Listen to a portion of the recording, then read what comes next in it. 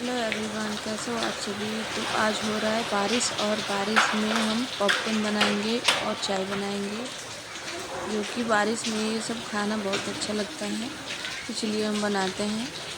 बारिश तो बहुत ज़ोरों से हो रही है और चाय और पकौड़े बनाने का सोच रहे थे, लेकिन पकौड़े तो बनाएंगे नहीं, कल ही बनाए थे।